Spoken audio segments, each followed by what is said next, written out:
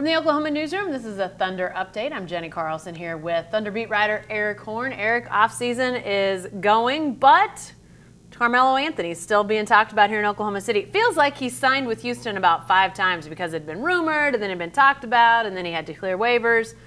Now it's official. He is a Rocket, and he said thank you to Oklahoma City. Pretty classy move, I thought. Yeah, nice move by Carmelo Anthony, putting out a letter through the Thunder, which was provided to us.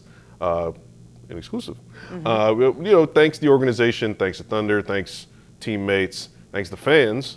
He says it's not the end for him. It's on to the next chapter, and particularly thanks Clay Bennett for believing in him, is what Carmelo Anthony said as well. But I think it's a good way to end officially end his tenure with the Thunder, as he signed that veterans minimum contract with Atlanta on Monday. And, Carmelo Anthony was a professional while he was here. It didn't work out the way that the Thunder thought it would, nor Carmelo Anthony thought it would. But they had some high points and they had some low points as well. And I think it was a pretty amicable split at the end. The Thunder rarely has bad falling outs with players. I mean, you can think of the Reggie Jacksons of the world.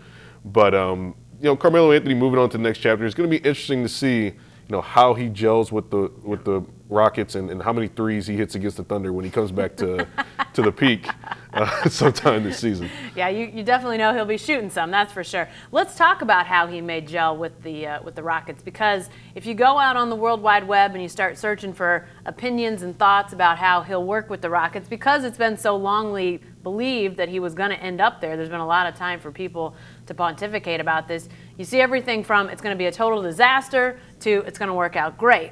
The Rockets lost some defensive guys over the offseason. Forward, though, is a spot where they need help. He's not going to help defensively, but he's also not going to be the first option there, which was clearly one of the things here in Oklahoma City that was an issue. He's reuniting with a coach that he split badly with in New York. I mean, lots of moving parts here, Eric. How do you think it's going to work in Houston for Carmelo? I don't know. And I don't think the Houston Rockets even know right now. Mike D'Antoni is really good at the media massaging. He came in yesterday and said that, James and Chris came in and fix whatever kind of issues they had with the potential Carmelo issues, and he said that that's stuff that they can fix in an hour and a half. He believes in his guys being able, to integrate a talent like that. We have to give him the benefit of the doubt too, because Chris Paul came in last year and it's such a seamless fit. But Chris Paul is a different player than Carmelo Anthony. Chris Paul is a guy who's an elite shot maker off the dribble. Carmelo Anthony is not that guy anymore. Chris Paul is one of the best defenders at his position in the NBA. Carmelo Anthony is not that guy at power forward or small forward and never has been. Yeah. It's going to be interesting how the touches are distributed. You'd imagine he would be a second unit guy for them, but that's a second unit that also is a guy that has Eric Gordon in it, that he needs touches as well. He needs shots. Is Carmelo going to bog down their offense? He's going to be a guy that's going to be targeted on defense. As we know, the Thunder needs to take advantage of that every time they play the Rockets and get him in isolation as much as possible. So Mike D'Antoni's got his hands full. This isn't going to be an easy thing where they just seamlessly fit in a guy like Carmelo Anthony, and just because they're the Rockets, he's going to be a guy who flourishes. I think he'll shoot better. I think there are going to be also some issues when, there are going to be touches situations, and there are going to be situations where they're getting roasted defensively because he's a guy who just can't do it physically anymore the way he used to. A couple of things come to mind, Eric. The first of them is this idea of him coming off the bench. You asked him a year ago when he showed up in Oklahoma City at Thunder Media Day, would you be willing to come off the bench? And he basically said, who, me? Yeah. He's not coming off the bench. And we saw him sort of have a very similar response even after a year in which he declined in so many statistical categories, him saying he's not ready to come off the bench. And now that's a real possibility where he's not the third option in Houston. He's maybe not even the fourth option in Houston. He's maybe a bench guy. Is anything different, or is he just going to have to take his medicine on this one? Again, it's going to be something that the people in Houston need to ask Carmelo Anthony. It's one thing to hear it from Mike D'Antoni. He's saying that Carmelo's going to be flexible. That's a discussion that's going to be ongoing. But Carmelo's a guy who's going to be flexible to what they want to do. We'll see when Carmelo Anthony sits down at training camp and he actually takes the questions and has to swallow his pride a little bit. I think it's easier for him to do so because he's with Chris Paul. He's with a guy who's a friend of his, a guy that he's been friends with for a long time. Not that the relationships with Carmelo Anthony, Russell Westbrook, and Paul George weren't good, but Chris Paul's a different level. That's the banana boat crew. Yeah. Those are the guys that Carmelo Anthony's comfortable with. Yeah. Houston was a place that he wanted to be initially before he agreed to waive his no-trade clause to go to Oklahoma City.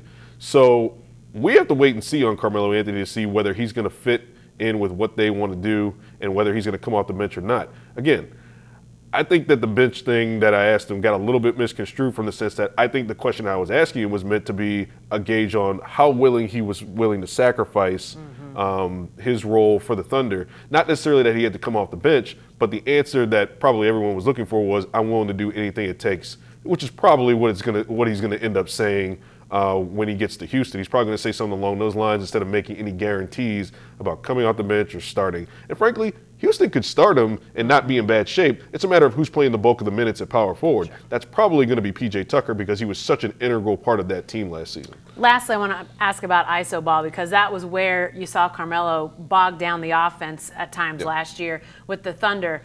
The Rockets love their ISO ball. They ISO balled as much as anybody in the postseason this last year.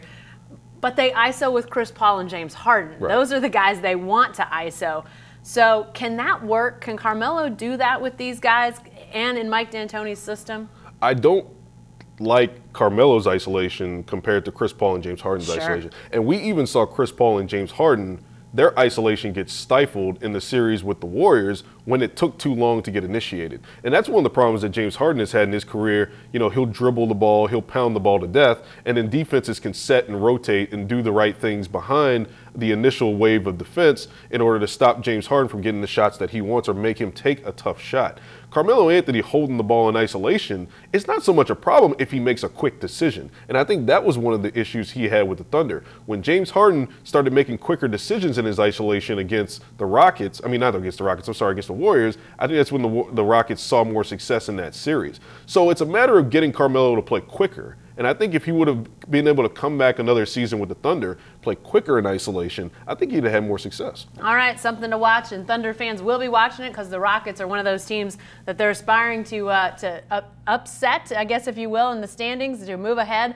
It's going to be a tall task with James Harden, Chris Paul, but we'll see. We'll see how it goes with Carmelo fitting in there. The Thunder and the rest of the NBA right around the corner with their season. We'll have a lot more off-season talk, though, as we head towards that, so be sure to stay with the best coverage team anywhere at newsok.com and every day in the Oklahoman.